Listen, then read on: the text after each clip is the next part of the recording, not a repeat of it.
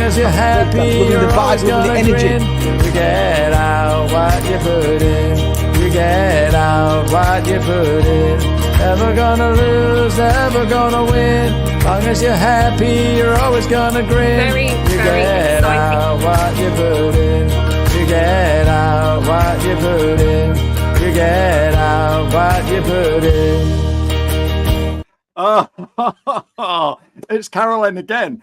You get out what you put in. Oh my goodness, we're going to have a great show today because look what we've got to put in. How are you, Caroline? I am so good, thank you. Can't wait for this show. Oh my goodness, you've got some incredible guests.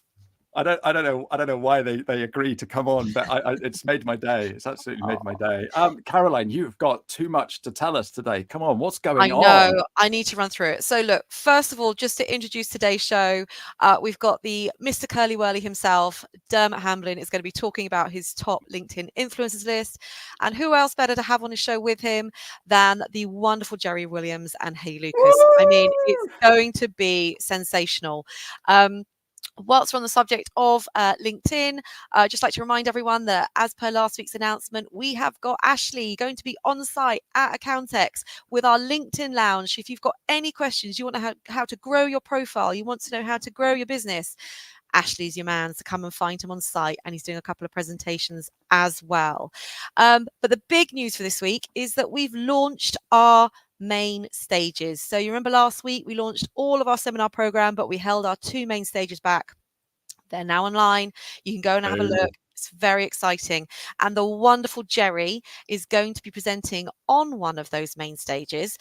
She's going to be doing a session called How I Scaled My Firms to 7 Figures and Stepped Away from Running Them. So that is going to be a session. That's going to be standing room only, isn't it, Caroline? Not Everyone's going to want to go and watch that. Please don't let it be on the same time as my talk.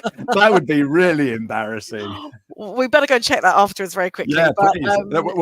We'll move it. Exactly. It's going to be such a great session. So I do encourage everyone to go watch that. Other keynote speakers, just to highlight, we've got Lord Philip Hammond, who is the former Chancellor, who's going to be coming along. We've got Nicholas Hamilton, the British touring car driver. He's going to be doing a fantastic session called Driven to Inspire.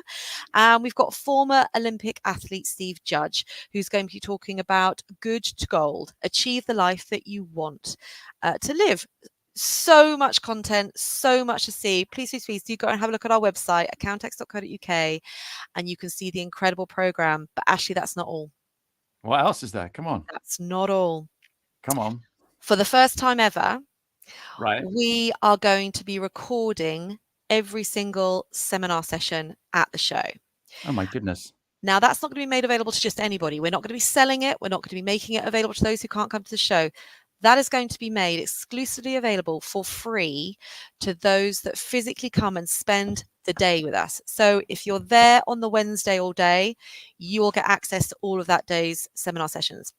So that means then, Caroline, if Jeri and I are on at the same time, you can still see both of us.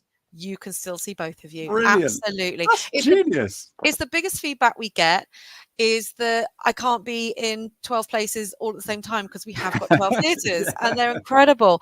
So we do have to have major thanks to our sponsor of the videos. That's Moneypenny. We couldn't do it without them. And we're really grateful for their support here because we really think this is going to be such a huge added value to those that physically come to the show. Wow, that's brilliant. So basically, when I get back home with my long list of things to do and what have you, I can then sit down and watch all the ones that I've missed. Absolutely. We will send them through to everybody. But like I said, you spend the day with us, you get access to the show. Fantastic. And look, there is so much more to announce. I just can't wait. I get here and I can't wait to tell you all about everything I'm going to announce next week. But I've got to zip it, leave you to your wonderful show and your wonderful guests. And just thank you so much, Ashley, for all your support. Oh, no, I am loving this. I'm loving this. I guess Richard's talking because he's going to get his hair done. That's the other thing. It's not just what you say in the heat of the moment. It's going to be there for in perpetuity. So awesome. Absolutely. Get your hair done, Richard. It's going to be worth it. Caroline, I'm going to have to let you go so I can make room for all my guests because there's not enough room in here today. Thank you so much. I will see you next week. Take care. Bye, guys. Oh my goodness. I am so excited. Dermot Hamlin, how the devil are you? Good afternoon, Ashley. How are you, sir? And wonderful news from Caroline there. So Yeah, brilliant. Congratulations on your Accountex gig. Accountex is going to be absolutely superb this year. I'm not going to sleep. It's going to be like Christmas. Thank you very much for this chart that you've done. Thank you for holding it back a couple of days so that we can announce it today. I'm going to bring in Hayley because Hayley does feature on that list, and I think Jeri might feature on that list as well. Hello, ladies. How are you? Hi. Hello. Hi there.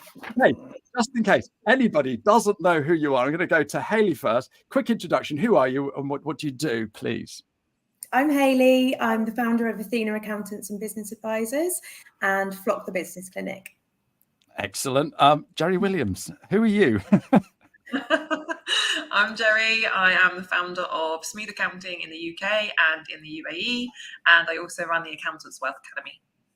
Fantastic. Dermot, do we know who you are? Still trying to work it out, Ashley. But I've been helping accountants for 25 years, various guises. So I spent some time in the big software houses, Iris and Thomson Reuters, where I worked with alongside a young chirpy fella from Sidmouth. And that will be you. And since 2012, I've been working for myself, helping both vendors, software vendors in the space, and also working with some accountants as well with their go-to-market strategies. And about 12 months, is it, you've been doing this curly whirly list? It was actually August 22, I think, when it all started. So wow. I put together a conference with Richard, actually, who popped up a few moments ago. And we, as ever, had no money, but some big dreams, big ideas, and thought, how are we going to deliver those? So we came up with the LinkedIn top 100. And on a Sunday morning, I was sat in this very chair, and I kind of spent an hour or so just putting together some names, which was just names off the top of my head. I released it, and I remember the first person to respond, funnily enough, was one Jeri Williams with a little tick. You were within about 30 seconds. So it was about 8:30 on a Sunday morning that I published it, and I was hoping to get to the gym for 9 o'clock. And anyway, so Jeri ticked it, and then a couple of minutes, and then Chris Downing, I think, was second from Sage. And then Jeri came back and said, oh, I think you should add so-and-so, so-and-so, and so-and-so. And I remember one of those people that Jeri recommended I should add was Hayley, who at that stage I was unaware of, because, you know, much as though I like to think I know a few people in the accountancy space, you don't know everybody. And certainly putting together that list showed me that I didn't know a vast number of people. So, yeah, so that was how it all started back in August 22. And yes, it does seem to have got a little bit of momentum and some legs, all of its own doing. So. The amount of people that message me and say, how do I get on this list? So Jeri, were you top when the list first came out then? I don't remember, damn it. I'm guessing you were. The top three, to be fair, has been pretty consistent, which is Jeri, Francesca, and Laura Taylor. Yeah, so I'm guessing that so girl power all the way, that's not changed, and I'm pretty sure that Jeri was number one. Yeah, always has been. I thought there was a little bit of a well, Laura got really close. She seemed to go through a spurt for a couple of months where she caught up and may have overtaken. So maybe for a couple of months Laura was number one, but obviously in true, what can I say, it was a bit like Jessica Ennis when she won the gold medal. Do you remember when she won the 800 meters and she got overtaken on the last stretch? And then you just saw that look of determination of her, and she thought, you know, get out of the way. This is my gold medal. This is my show. And stormed past and won the medal and won the gold, obviously, in great style. And Jeri was like that. So someone may have peeped in front of her, but then, yeah, brushed them out of the way and has had the gold medal ever since. Excellent. So Hayley, how does LinkedIn feature for you then? Because you're way up on that list, aren't you? Everybody in this room has got more followers than me. Okay. I want to be higher up the list. But in my defense, I did have a year off having my baby, and I took a complete break from it. So, but yeah, I love LinkedIn. I love the connections I've made. That's how me and Jeri met, and you know, we're great friends now. So, and that's happened with other people too. So, I love it. And this is the thing with LinkedIn. You sort of like, oh, I'm doing it for business, but the friendships that grow out of just connecting with people on LinkedIn, people you would never have known.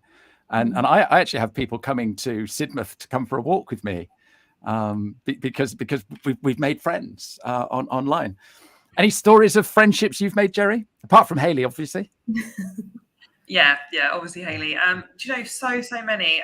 Leah Turner is a friend, and we met on LinkedIn years ago.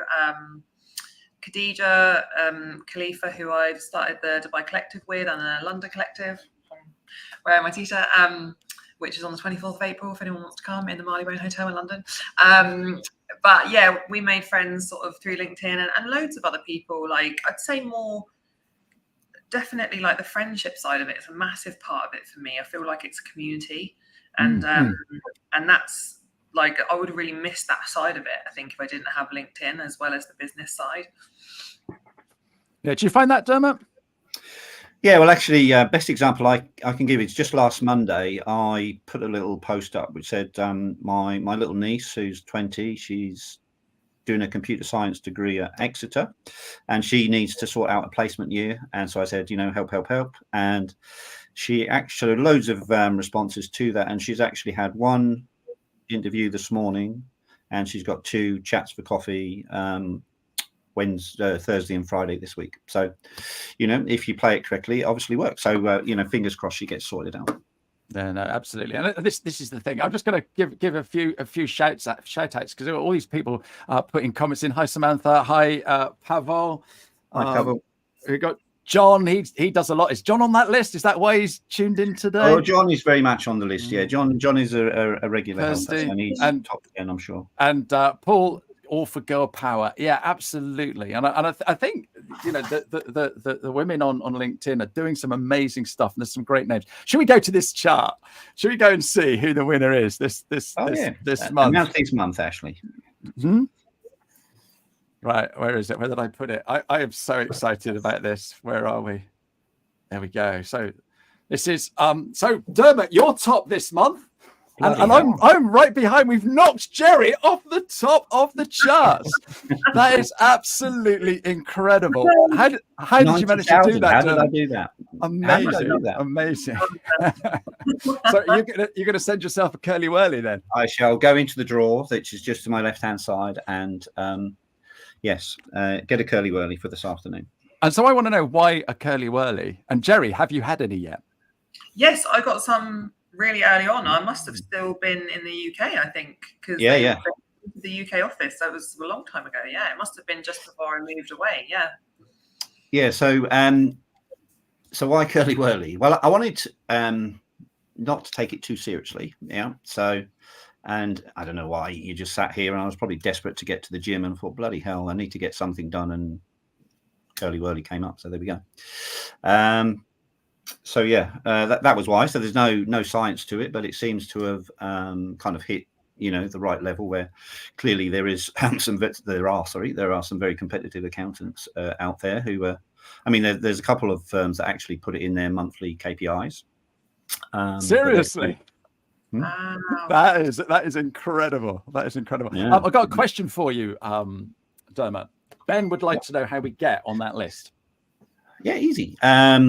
So all you need to do is just drop me a message in LinkedIn, and then, it's purely dependent upon the numbers of followers that you have. So one of the interesting things is that you now need over 5,000 followers to get on the top 130. So despite the fact I call it the top 100, I put 130 names on there. So generally, there's, I think, after the first couple of months, we did have to add a number of people, but the kind of the key players are all there. And then, but every month or so, I get a request to be added on. So there's a certain Hayley Edwards who sent me a very polite message, confirmed that she's not a plonker, and to use polite terminology, and therefore you're on. So that's it. You just need to have a follow account and be a nice person. So. Right, should we go with it then? And this is, you talk us through. You've highlighted a few there. So here's the top 10. Yeah. So first of all, I know Jeri, I'm pleased to announce you're still top. Congratulations.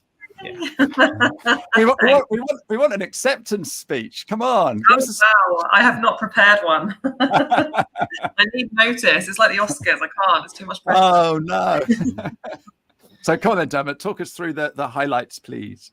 So first of all, I have to thank my colleague Christine, who does all the hard work. So I'm not sure if Christine is dialing in because she has a poorly child to look after, but so it's Christine who does all the hard work. So in terms of the highlights then, so the question for Jeri is, as we said, for most of the whatever it is, 16 months that we've been putting this together, then you have been top of the table. But your monthly increase this month is, as we can see there, 1,210. So how do you manage to add 1,210 people in a month? That's incredible.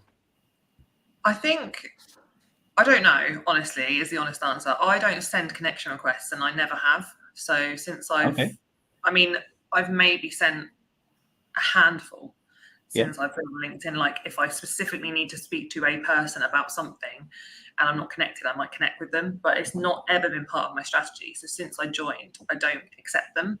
And then in the last sort of maybe 6 months, I'd say, I don't know exactly how long, I've stopped accepting connection requests being sent to me as well. So I just reject all of them. And again, I will only accept them if, say, someone attaches a message and it's something that I really need or I'm really after. Otherwise, generally get like hundreds a day, and I just go click to decline all of them. I don't even accept any.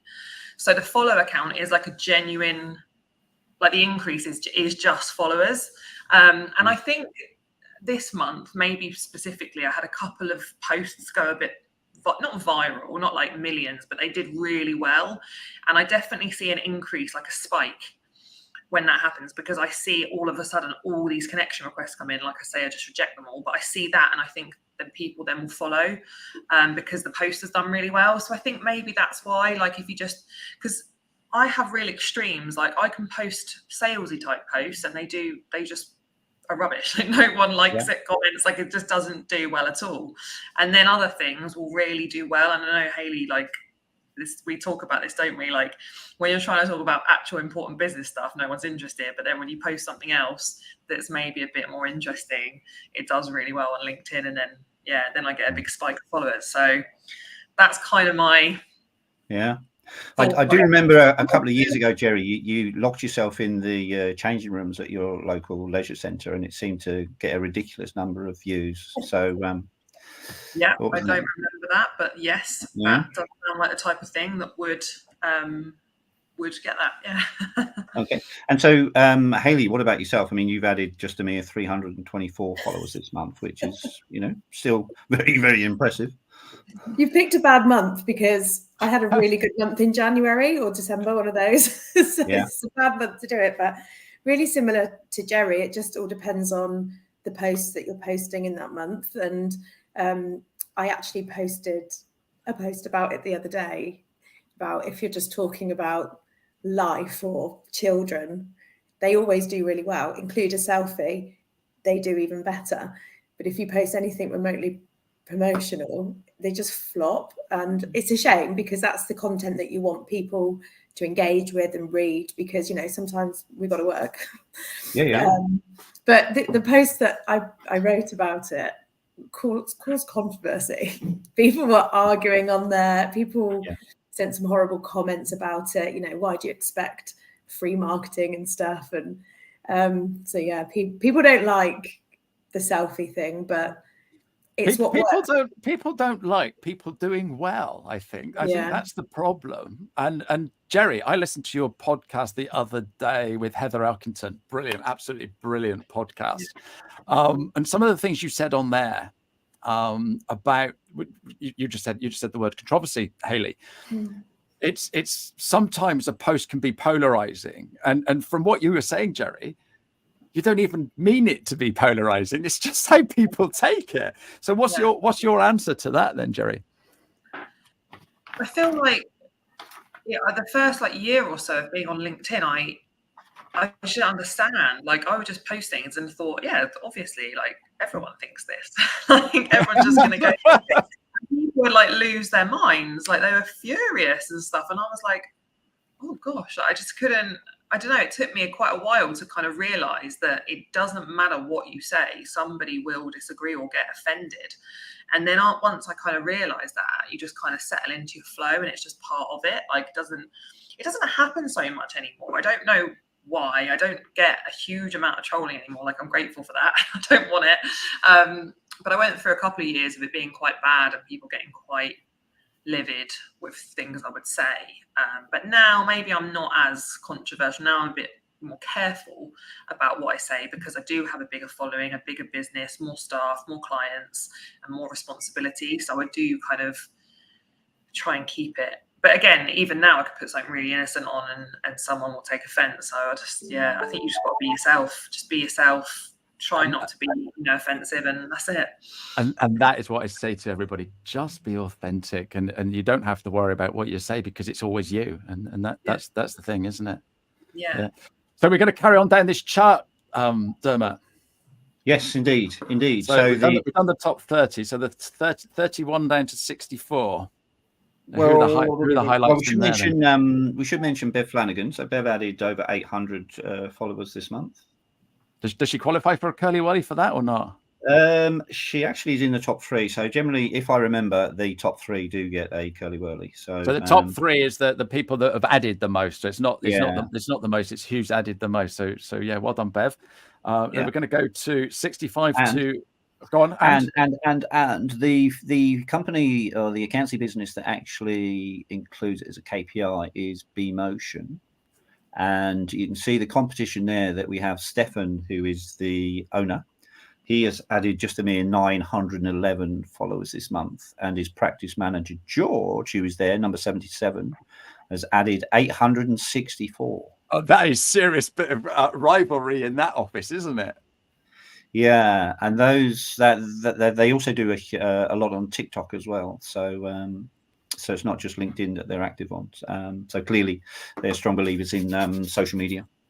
Fantastic. So I'm going to come back to the ladies. Hayley, have you got business from what you do on LinkedIn? Yeah, it's where I get the majority of my business is from LinkedIn, actually. Yeah.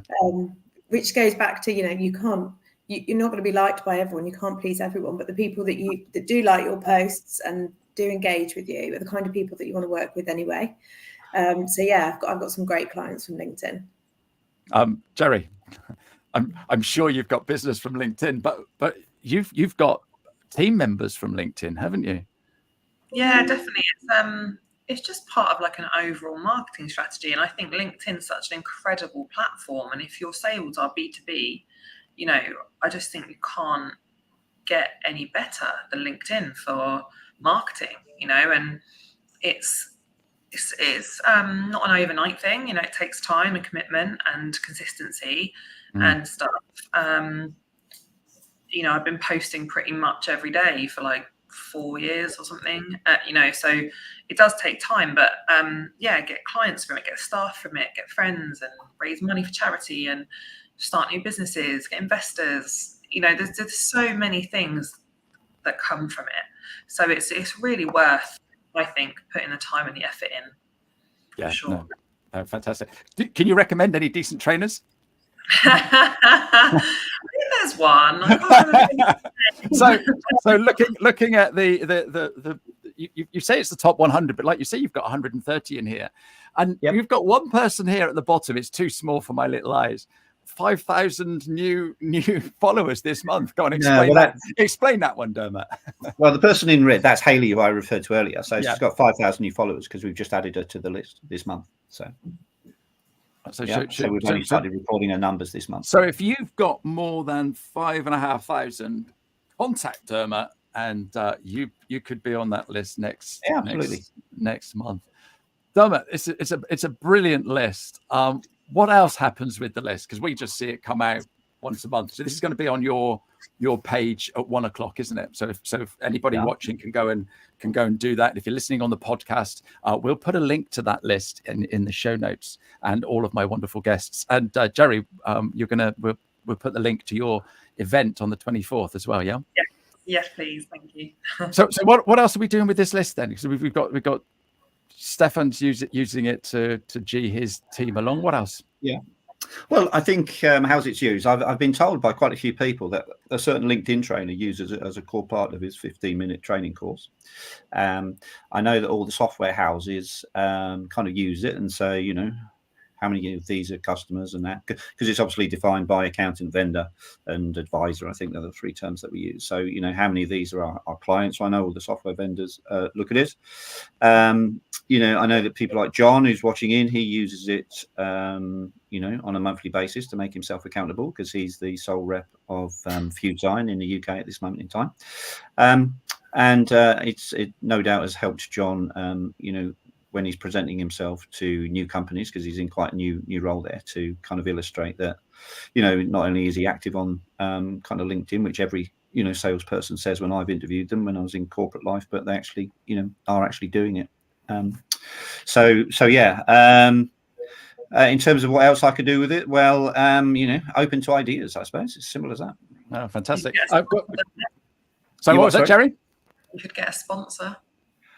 Yeah, well, the sponsors who are on the list at the moment, they are people that I'm actually working with. So Advanced Track and Todd Tax on Demand. But yeah, those, because I'm a fractional, I'm working with those. You know, some of those people I'm working with come and go. So there will be some new logos next month. Yeah. Wow, exciting. Awesome. So Richard said, we live in a world where sadly many people's immediate response is negative. One of the beauties of LinkedIn is that many more are nice, considerate people on there, prepared to comment in a relatively safe place. Do you find that, ladies? Yeah, definitely. Yeah. It's not like Facebook or Twitter or anything, is it? Where you know, get some really horrible people. I think everybody on LinkedIn is, you know, is lovely. You get the odd one. Yeah. But it is rare. And it's to be expected, I guess, with a big audience. But yeah, way more nice people. And like I said, you make friends, connections, collaborate. So yeah. How many comments do you get, Jeri, saying this isn't Facebook? Because this is what Elizabeth's saying here. I tell you what, I haven't had that for a really long time, probably years since anyone said that to me, but I think that definitely used to come up a lot. People would say, like, you know, take this to Facebook and stuff. Yeah. And things like that. But yeah, not for a while, actually. I'll probably get it now I've said that. Yeah. But most of the stuff I post now is like more business related anyway, so there's probably less chance of that happening. But yeah, you get those kind of things, and just, you know, so many like passive aggressive comments as well, which are almost worse sometimes. I like prefer someone just to be like fuming rather than to be passive aggressive, because it's so annoying. You know, they'll say things like, oh, you know, say I could mention something about living in Dubai or work, you know, my business serves people in Dubai, whatever. They'll put something like, oh, like, good for you. I don't really like sort of fake places, but if you do, all power to you. Like, they'll say something like that. Like, oh my God, it's the underlying passive aggressive tone. I'm like that. Like, literally, like, so yeah, I'd prefer people just to be fuming, like, than to do that. I struggle not to bite. If people write things on mine, I'm like, don't say anything. You can always fold the laptop down. Got a question. I stew on it though. Yeah, that's the trouble, isn't it? But I guess what you guys do is sort of like pick up the phone and say, what would you do here? And then, you know, you get a little bit of help. I've done that, definitely. I'll jump on Hayley's and Defender. Yeah. Absolutely. Well, that's the other thing, Jeri. I've seen people slate you on your posts, and then within seconds people have come back and said, yeah, hang on a minute, she doesn't mean this, blah blah blah, and people are very quick to defend. So and this is the thing, because your strategy is you're waiting for people to connect with you or follow you. Because you're doing that, you're getting nice people following you because they want to follow you, not because you've pushed them into following you or stuff like that. And so therefore they're a fan. And I think that's it. I want some advice for Lee. He's got an unhealthy obsession to getting onto the league table. Jeri, Hayley, can you help him? What does he need to do? Go on, Hayley. Post some non-business related stuff about you and about your life, and show your real self, and people will connect with that and they'll want to see more of it. You know, definitely post some selfies. They work. Yeah, for sure. And And I'd say post things that are thought-provoking, like so not just necessarily about life and stuff. It could be about business, but it's posting things that maybe things that have happened in your life that are quite a big deal, you know, or things you think people relate to. Those are the posts of mine that do really well, where I'll say something like, I got fired once, you know, when I was, you know, it's a true story, but it's actually like quite a big thing, and it's thought-provoking and people relate to it, and they don't realize that that's happened to me, you know. So things like that where people can relate and it's quite a big thing, I think those posts usually do quite well. Yeah, no, absolutely. Great advice. Simon is asking, do you schedule your posts, or are they all ad hoc and in the moment? So for me, it's always in the moment. But Hayley? Sometimes I schedule because I'll be in bed at night and I'll think, oh, I really want to post this. So if, you know, that's what my children are in bed, it's quiet, and sometimes that's when the creative juices start flowing. Okay. So I'll write it and then schedule it for the morning, because that's when you get the better impressions. And you do that all on your phone, or do you? Yeah. Wow. Okay. Yeah, but that's generally a cool tip. It's just off the top of your head kind of stuff. But there's definitely a better time to post. So there's nothing wrong with scheduling, and definitely nothing wrong with having like a list of posts in your phone, because sometimes I'll have a really creative moment. I'll think of like 5 or 6 things I want to say. Don't want to say it all in one day, so I'll kind of hold them back. But yeah, generally it's just kind of in the moment. This is what I want to say. No, love that. Jeri? Yeah, same really. Like I pretty much 90% of the time type it, post it. The only time I'll schedule it is because I'm in Dubai and most of my audience is not, and we're ahead, like 3 or 4 hours ahead. So at 6 a.m. is generally every day when I write my posts. In the UK, I write them at 6 a.m. and I post them because that's when most people will see it. But here I have to wait till like 10 a.m. So that's the only time I might schedule it. But it's always same day. It's always, I've just thought of it, I want to say it, I'll post it. And then if I don't post at 6 in the morning and it's later in the day, I have just literally written it and posted it. I don't really sort of bulk or schedule any posts at all. Yeah, no, I think I guess that both of you would do that because of the way the posts are. You can tell when someone schedules because it's sort of like it's old news, or you know, it seems contrived. Would you say that? Yeah, and I think sometimes as well, if you schedule them, I don't know. I don't know at all, but just guessing, the algorithm knows you should. I don't know. It doesn't push them out as much if they're scheduled like through software and stuff. I don't know. Yeah, that's interesting. You say that. I don't know. I don't know the answer to that. I just looked at the time. We've gone over. But we could chat absolutely all day. Thank you so much for coming and joining us today. Before we go, I'm just going to quickly give a shout out to my guest next week, another speaker at Accountex, Mo Jalil. She is a diversity and inclusion transformer. So we're going to be having a chat about all of that next week. So I'm looking forward to that. But Jeri, Hayley, Dermot, thank you so much for coming on. Dermot, thank you for the curly whirlies and your list. It's inspiring. It's inspiring, and it gets people doing more on LinkedIn, which I'm all in favor for. And everybody on that list, thank you very everybody for all your amazing comments. What a great show. Thank you very much, everybody. Thanks, Anna. Thanks, Hayley. Thank you. Bye-bye. Cheering, everybody. Bye-bye. You get out what you put in. Never gonna